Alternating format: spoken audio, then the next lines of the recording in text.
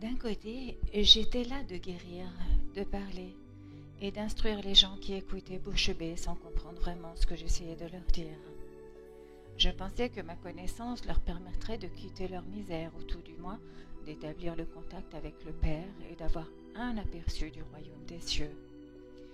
Il n'y avait eu aucune preuve d'un tel éveil spirituel, même parmi mes disciples. Ma déception et mon sentiment d'échec me rendaient heureux de quitter la vie terrestre pour aller vers l'existence glorieuse que je savais m'attendre après ma mort.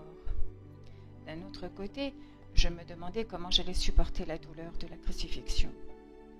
Tout au long de ma mission, j'avais vécu dans un état d'esprit plus ou moins constamment paisible, souvent exalté, mes pensées centrées sur la conscience d'amour Père, créateur de tout être, sachant que je n'avais qu'à demander et que tout ce que je demandais se manifesterait aussitôt.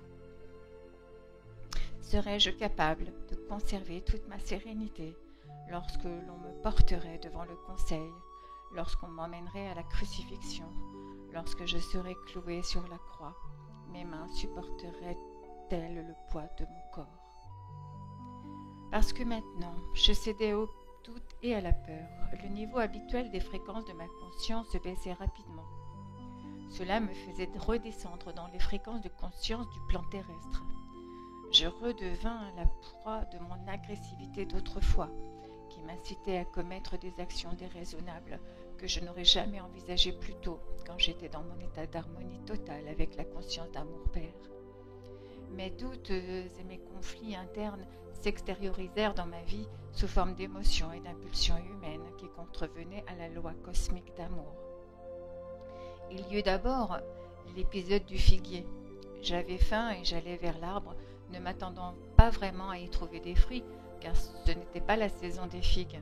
Ma recherche s'avère en vaine, je maudis le figuier. 24 heures plus tard, il était sec jusqu'à la racine. Ce fut une expérience choquante. C'était la première fois que mes paroles avaient causé du tort à quoi que ce soit. Cela démontra cependant clairement pour mes disciples la puissance de la pensée, pour le bien comme pour le mal. Cela leur montra que plus d'une personne était évoluée spirituellement, plus grand est l'impact de ses paroles sur l'environnement.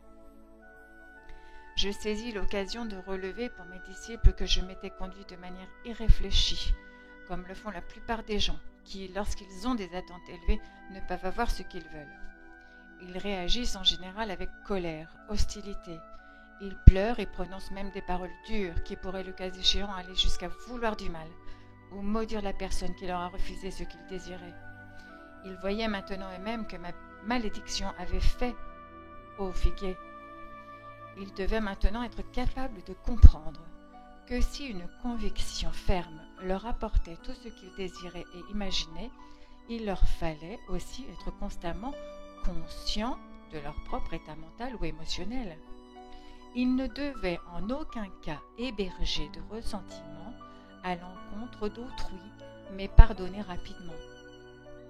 Faute de quoi, ils pourraient vraiment causer beaucoup de tort à ceux à qui ils en voulaient, tort qui leur reviendrait en retour, en temps voulu, comme moisson de ce qu'ils avaient semé. En outre, étant donné que l'on récolte ce que l'on a semé, je savais que ce que j'avais fait au figuier me reviendrait inévitablement, d'une manière ou d'une autre. J'emmenais mes disciples au temple. Il y avait des années que je ne m'y étais pas rendue, et je savais que ma visite servirait à enclencher le train des événements qui mèneraient à ma crucifixion. Quelques personnes me reconnurent et en réponse à leurs demandes, je les instruisis. D'autres personnes se joignirent à nous et envahirent les étals des usuriers qui se plaignirent. Leurs cris et leurs lamentations brisèrent le flux de mes pensées pendant que j'enseignais. Soudain, ma colère se réveilla. Il y avait là des gens sérieux réunis autour de moi, désireux d'entendre les paroles de vie que bientôt je ne serais plus capable de leur transmettre, et il y avait les prêteurs sur gage qui gagnaient leur vie en vendant du bétail pour les sacrifices, ce qui ne faisait pas du tout de manière aucun bien au peuple. Ces hommes ne faisaient que plonger les gens dans les dettes et la misère. Le sang me monta à la tête. Je renversai les tables, dispersant leurs deniers, et chassai hors du temple ces hommes dont le seul amour était l'argent. Il y eut alors un grand brouhaha, des cris et des hurlements. Quelques personnes se mirent à quatre pattes pour ramasser les sous. Les prêteurs sur gages me maudissent, disant que j'étais mauvais et faisais le travail de Belzébuth et de 1000 autres diables. Les prêtres et les pharisiens et tous ceux qui faisaient grand cas des sacrifices dans le temple accoururent pour chercher la cause du bruit et de la confusion. En entendant les prêteurs sur gages raconter l'incident, les pharisiens furent si outrés par mes agissements qu'ils vociférèrent et se lancèrent dans des condamnations et des lamentations destinées à impressionner les prêtres, chacun criant plus fort que l'autre, voulant montrer son désaccord horrifié avec ce que j'avais fait. On n'avait jamais vu une telle chose dans le temple. Même ceux qui m'écoutaient auparavant étaient maintenant gênés de mon obstination. Ils se demandaient quelle sorte d'homme j'étais. Ils se serrèrent les uns contre les autres, regardant ce qui se passait. Lorsque les prêtres et les pharisiens les virent, ils s'approchèrent d'eux, les persuadant que j'essayais de détruire tout ce en quoi ils croyaient en prêchant un faux Dieu, tout à fait contraire à ce qu'ils avaient toujours entendu dans leur synagogue. Les prêtres transmirent leur colère, outragés aux gens, et les convainquirent que mon péché les contaminerait s'ils persistaient à écouter ma folie. Peu à peu, les gens furent persuadés que j'avais une mauvaise influence sur eux, et qu'il fallait m'éviter, avant que je ne perturbe la paix du pays et fasse tomber la colère du gouverneur romain sur le pays de Palestine tout entier. Mes disciples, honteux de ce que j'avais fait, quittèrent la scène, et se cachèrent dans les allées à une certaine distance du temple. Lorsqu'ils revinrent vers moi plus tard, ils me montrèrent clairement qu'ils avaient été eux aussi grandement éprouvés par mes actions. Ils se demandaient si j'avais même perdu la raison, si j'étais devenu fou, prophétisant ma mort et faisant ensuite justement les choses qui en seraient probablement la cause. C'est à ce moment-là que Judas, qui n'avait jamais entièrement renoncé à ses croyances juives, commença à douter que je fusse vraiment le Messie. Cela faisait 3 ans que j'enseignais aux gens et la domination romaine ne s'allégeait pas. 3 ans et les gens n'approchaient toujours pas le bonheur que je leur avais promis. Et maintenant, il semblait que j'étais sur le point de devenir un agitateur, menaçant d'attirer la colère de Rome sur leur tête. Il entendit dire que le grand prêtre juif voulait se débarrasser de moi, et il lui offrit ses services pour m'identifier lorsqu'on le lui demanderait. Quand il fut temps pour moi de manger la Pâque juive avec mes disciples, je m'arrangeai pour que nous mangions tous ensemble dans une grande salle à manger.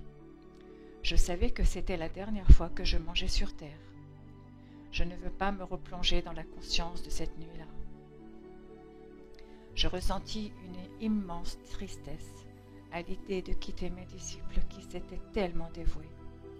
Avec ma tristesse revinrent aussi toutes mes craintes et mes conflits intérieurs.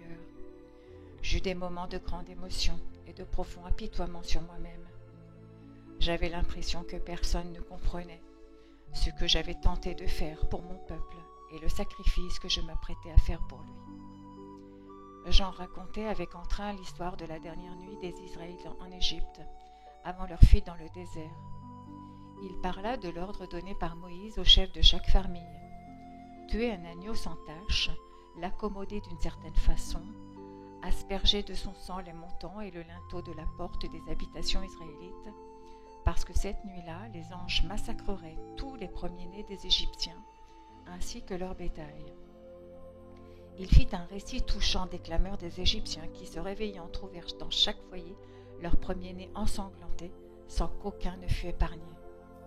C'était le genre d'histoire horrible que je rejetais, parce qu'elle n'avait aucune valeur pour qui cherchait une vérité spirituelle supérieure. Je me demandais jusqu'à quel point mes disciples avaient vraiment compris ce que je leur disais de leur Père céleste et de son amour pour toute l'humanité. Comment pouvaient-ils prendre plaisir à évoquer des anges en train de tuer les premiers-nés des Égyptiens, alors que je leur avais clairement dit que Dieu le Père était amour? Mais les Juifs avaient toujours été obnubilés par le sacrifice, par le sang pour expier leurs péchés. Même Abraham, le fondateur de la nation israélite, avait été convaincu qu'il devait emmener son fils unique dans le désert, le tuer et l'offrir en sacrifice à Dieu. Une pensée païenne et révoltante. Je pensais aux sacrifices d'animaux dans le temple, aimant toutes les créatures sauvages, comme je les aimais. Cette pratique n'était qu'une abomination. Et maintenant, j'allais être mis à mort parce que j'avais osé prononcer les paroles de vérité. En considérant combien j'avais peu réussi à transmettre ma connaissance, je me demandais pourquoi j'avais été envoyé en vue d'une telle mission. Je ressentis un bref accès de ressentiment et de colère, se mêler à mes sentiments habituels d'amour pour ces hommes. Avec un certain cynisme, je me demandais quel signe efficace je pourrais leur laisser en souvenir, pour leur rappeler tous mes enseignements, quand je ne serai plus avec eux. S'ils pouvaient oublier si vite tous mes enseignements sur l'amour du Père et aimer l'horrible histoire de Pâques juive, moi encore présent avec eux, de quoi se souviendraient-ils une fois que je serai mort, comme un criminel sur la croix, la plus méprisable des morts? Alors il me vint à l'esprit que puisqu'ils étaient si émus par le sacrifice du sang, je leur donnerais du sang en souvenir de moi. Sur ces réflexions ironiques, je pris du pain, le rompis et le passai à mes disciples en leur disant de le manger. J'assimilai le pain rompu au fait de briser mon corps et leur demandai de rompre le pain et le distribuer en souvenir du sacrifice de mon corps pour leur apporter la vérité à propos de Dieu et la vérité sur la vie, la vérité sur l'amour. Conscients que j'étais d'une humeur étrange, ils s'arrêtèrent de manger, m'écoutèrent, prirent le pain et le mangèrent silencieusement. Ensuite, je pris mon gobelet de vin et le passai alentour, disant qu'ils en boivent chacun une gorgée, car c'était le symbole de mon sang, bientôt versé parce que j'avais osé leur parler et leur apporter la vérité de l'existence. Je vis que le ton de ma voix avait touché certains d'entre eux. Sobrement, chacun prit une petite gorgée et passa le gobelet à son voisin. Mais ils ne dirent toujours rien. Ils sentaient que j'étais sérieux et que je ne tolérerais plus de discussion.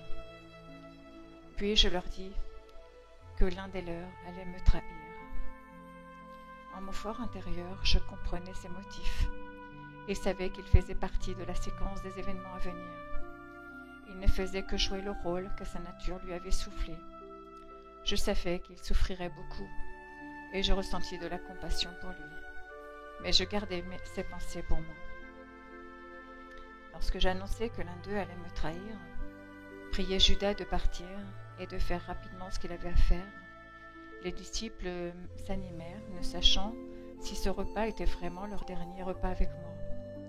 Il y avait maintenant beaucoup d'émotions, de questions, et même de récriminations, parce que je les avais conduits dans un tel piège. À nouveau, ils s'interrogèrent sur ce qu'ils allaient faire de leur vie après mon départ. Ils demandèrent quelle serait leur place dans la communauté si j'étais crucifié. Ils deviendraient des objets de dérision. Personne ne croirait jamais plus en un seul mot de ce qu'ils diraient. Profondément attristé par leur réaction égoïste à ma déplorable situation, je les assurai que leur crainte pour leur propre sécurité était infondée. Ils m'abandonneraient et ne seraient pas rattachés à ma crucifixion. Je leur suggérais de se disperser après ma mort et de retourner en Galilée. Cela toucha profondément Pierre, qui réagit avec véhémence, niant qu'il n'abandonnerait jamais. Mais bien sûr, il le fit. Tout l'amour que je ressentais pour mes compagnons, tout ce que j'avais tant désiré accomplir pour eux, en ce moment où j'avais tellement besoin d'eux, ne rencontrait qu'incompréhension totale ou résistance de leur part. Leur unique souci était de savoir ce qui leur arriverait. Il n'y eut aucune parole de réconfort, aucune offre d'aide, aucune manifestation d'angoisse face à mon épreuve à venir. Que le cœur humain est dur, pensais-je.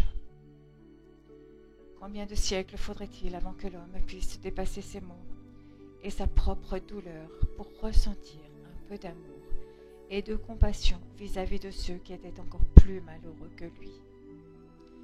Ainsi, bien qu'amèrement déçu et même blessé par leurs réactions égoïstes, je les comprenais, tentais de leur insuffler le courage de faire face au futur et leur assurais que je serais toujours avec eux, même lorsqu'ils ne me verraient pas.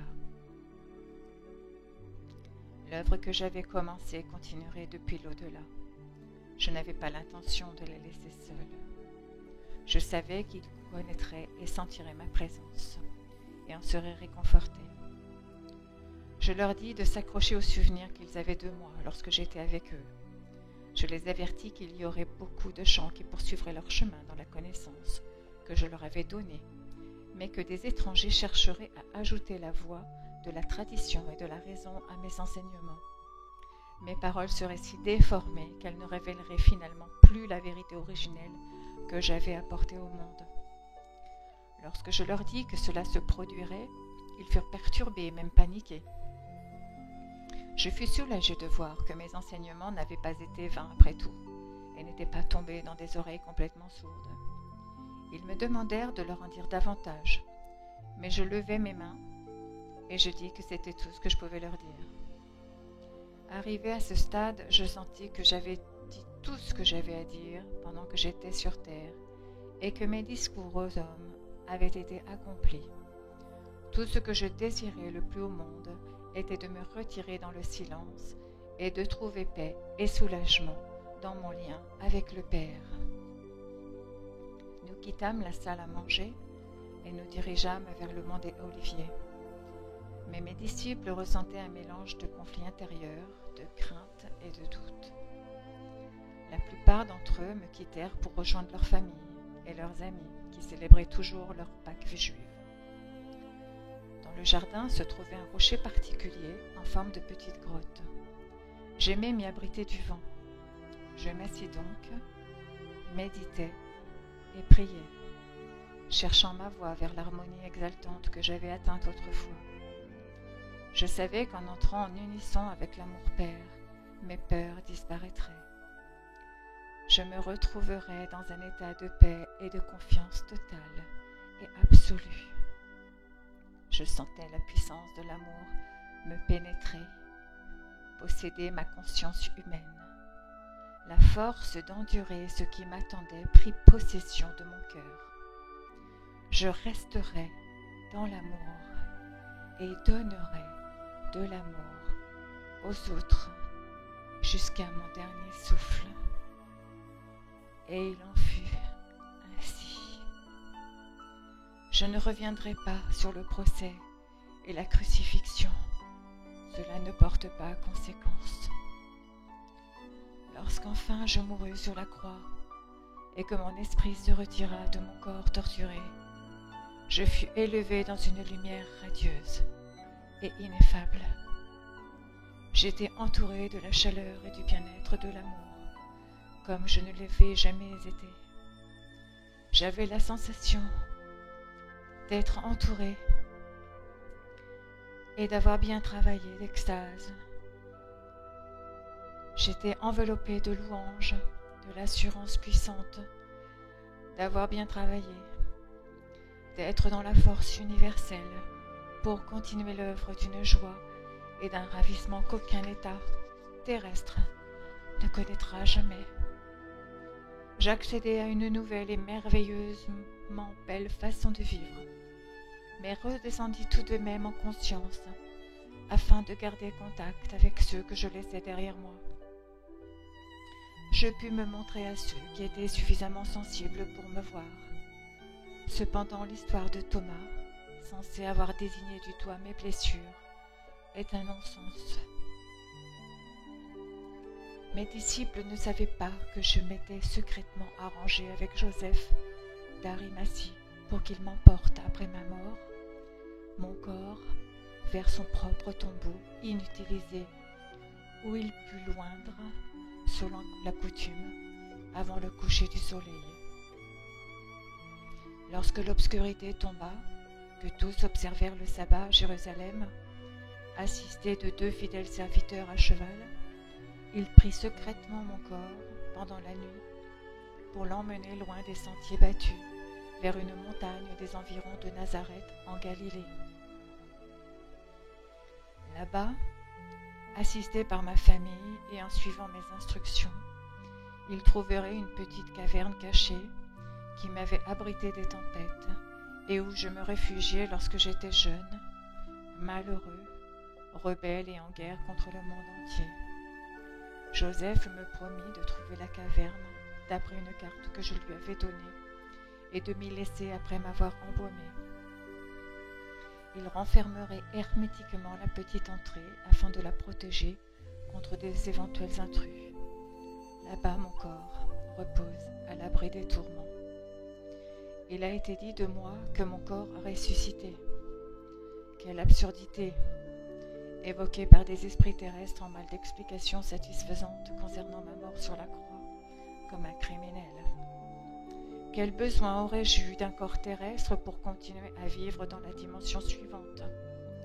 Comment un mythe aussi ridicule a-t-il pu subsister jusqu'au XXIe siècle?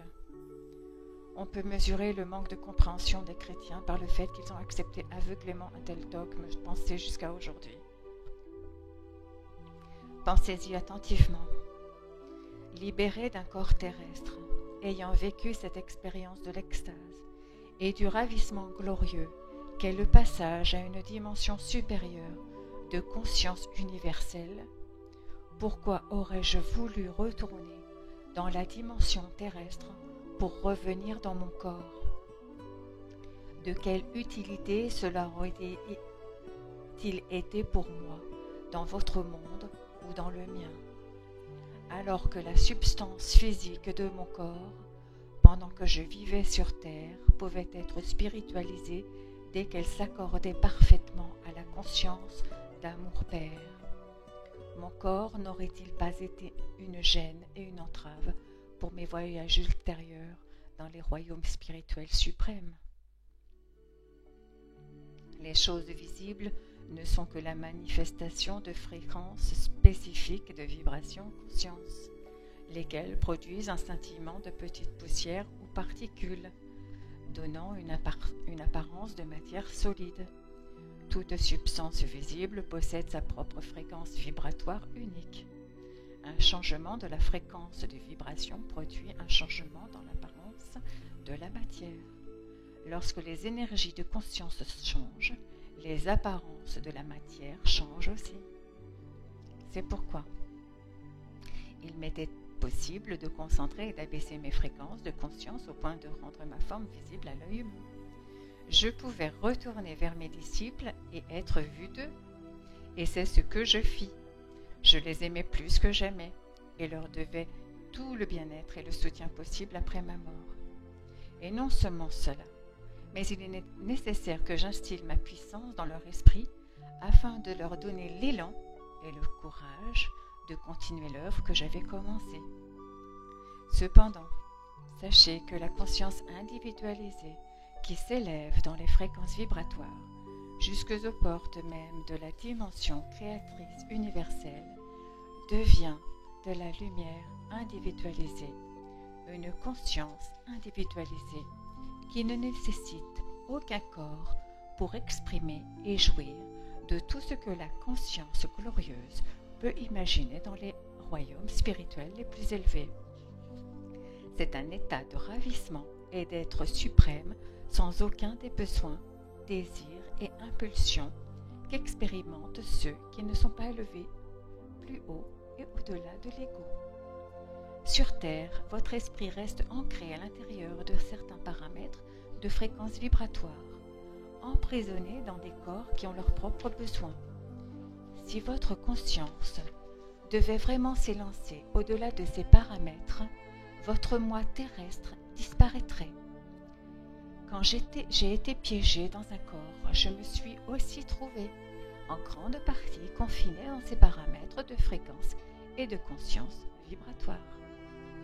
En outre, votre imagination seule ne peut pas s'élancer plus loin que vos expériences passées. Vous êtes donc confiné dans votre passé que vous projetez sur votre avenir.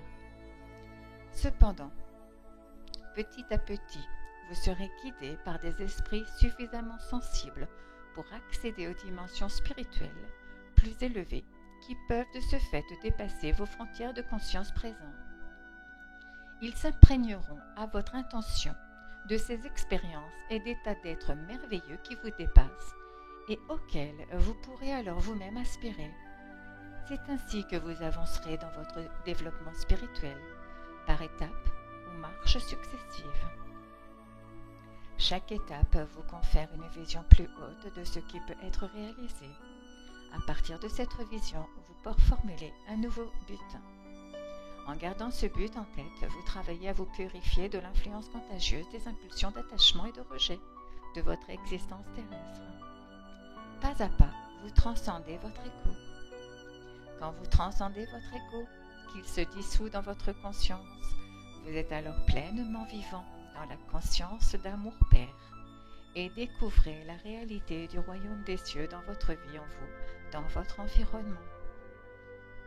C'est pour vous permettre d'atteindre vos sommets d'amour, de joie, d'harmonie, de ravissement que j'ai vécu, travaillé et suis mort en Palestine et que je viens aujourd'hui à vous dans ces lettres. Ne laissez pas mon travail être vain une deuxième fois. En lisant ces pages, en cherchant, méditant et priant, pour recevoir l'inspiration, vous sentirez la réponse du Père. Si vous écoutez chaque jour attentivement, vous entendez la voix du Père. Cette voix vous accompagne à jamais. Ouvrez-vous et recevez la force, la puissance, l'inspiration et l'amour directement de la conscience d'amour Père. Lisez et relisez ces lettres afin d'en imprégner votre conscience. Ainsi vous vous dirigez vers la lumière et vous rayonnez la lumière vers d'autres. Une telle lumière n'est pas simplement de la lumière comme l'électricité, c'est la nature même de la conscience universelle. Par conséquent, en rayonnant la lumière, vous rayonnez l'amour inconditionnel. Vous encouragez la croissance et le développement spirituel de toute autre créature vivante. Vous êtes dans le royaume des cieux. En même temps, ne vous bercez pas d'illusions. Une fois ces lettres présentées au monde, les mêmes récriminations, la même condamnation, la même accusation de colporter la manifestation diabolique se feront entendre. Mais persévérez, soyez dans vos convictions. Vous vous élèverez au-dessus de l'agitation, de la violence, et vous reposerez dans la paix et la joie du royaume. Vous aspirerez à vous nourrir et à vous élever. Vous travaillerez à promouvoir protection, guérison et enseignement. Vous aiderez à établir l'ordre et la loi de l'amour par lequel chacun pourra vivre harmonieusement dans le bonheur et la prospérité. Ouvrez-vous et recevez la force, la puissance, l'inspiration et l'amour directement de la conscience d'amour Père. Brisez les barrières créées par votre obstination. Cette voix vous accompagne à jamais. Vous êtes dans le royaume des cieux.